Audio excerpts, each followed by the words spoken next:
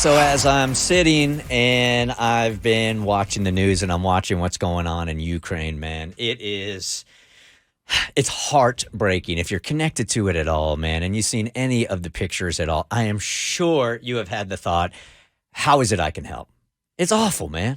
It's heartbreaking on multiple levels. Like if you're a mom watching, if you're a dad watching, trying to explain what's going on to your kids and what they're seeing in the news and all over social media, and just what these families are having to go through. And while trying to keep myself educated on what's happening and how we can help, also finding some hope in the stories like the Italian school that welcomed two Ukrainian refugee children. And it was the most heartwarming thing. So these families are completely displaced.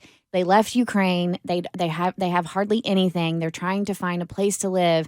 And the kids still need to go to you still have school and stuff like that to think about. And so imagine removing yourself from the home that you've only known. You're in a completely different country now with people who speak a different language, and you're going to a school where you know nobody. And these two kids walk in, and the teachers and students, Italian students, are just lining the hallways, and they're giving them like a round of applause as they enter the building.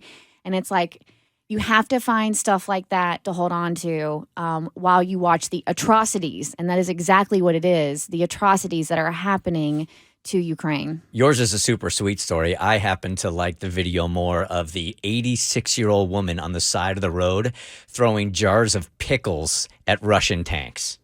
Literally, as they were going through her street.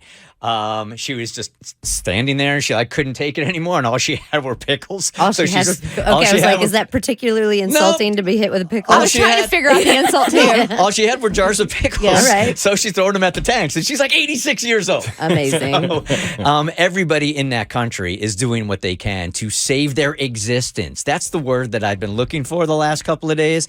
This is so foreign for us to ever have the thought that we could wake up one morning and the United States of America is not on a map, right? Mm-hmm. They are fighting for their existence. Yeah. Ukraine might not be on the map, so you can understand how scared they are. And Putin has ordered, like you said, horrific things going on in Ukraine. So how can you help? There are a whole bunch of different ways. One that really resonated with me was the one that Kristen and I shared with you guys last week about Airbnbs. I love to travel. I use Airbnb all the time, and I read an article that one way to funnel money to Ukrainians was to rent Airbnbs in Ukraine that you have no intention, clearly, of using. So you are giving them money, but you're also perhaps supplying an apartment for refugees or people that have lost their homes, and you're allowing the host to bring them in, and you're paying for people that you'll never even meet. Right? Yeah, it's just a way to directly get money into Ukraine to people who need it ASAP. And also housing. I mean, there are so many people that are losing their homes. They have nowhere to go. So I felt like when I was giving this money to a couple of Airbnbs, they could open up their doors and they wouldn't lose any kind of cash at all, right? And they'd actually gain cash. So I did it twice, and I did it once with a guy in Kyiv and another woman right outside of Odessa. And it just made it so much more personalized for me. Any money you give is great, but on at least my experience with Airbnb is I have had a chance to speak to actual Ukrainians that are going through this. So I just want to share a little bit of the exchange that I had with a woman yesterday. Yeah, because you can message the owners and have conversations. Well, the first thing I wanted to do is, make sure that there was still an apartment or a house to rent, because the Russians have decided that they're not just going to attack military targets, they're attacking civilians. So a lot of these buildings, a lot of apartments aren't there anymore. And to be totally honest with you, I know it might sound morbid, I want to communicate with them because I want to make sure that they're still around. They have lost a lot of civilians in Ukraine. So my first message was, hi, I'm from the United States, would like to donate to you through renting your Airbnb.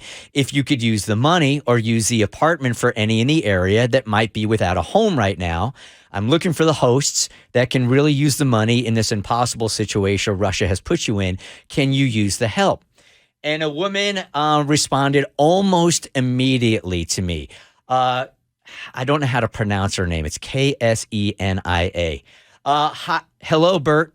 Yes, I can use it. Many people need help, including my family.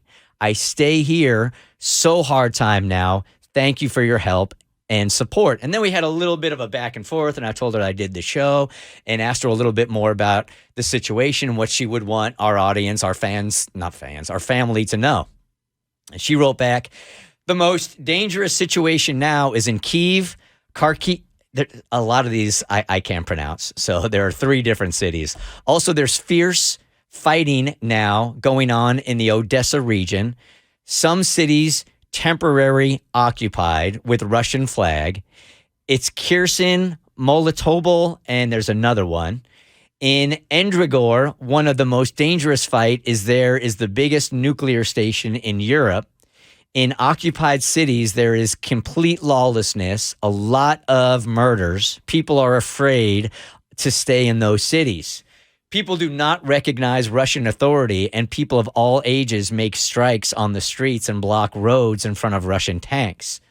Russian government show totally different situation in their news and tells that they exempt us, but in reality, they bomb houses, hospitals, maternity hospitals, kill children, old people, women, everybody, she says. That picture was haunting. The pregnant woman that was getting carried out on a cot from the maternity ward after it had been bombed. They just shoot at the recovery vehicles with children and ambulances. I'm in Odessa now, and my family is in a city that starts with a Z, which is 100 kilometers from Energodar.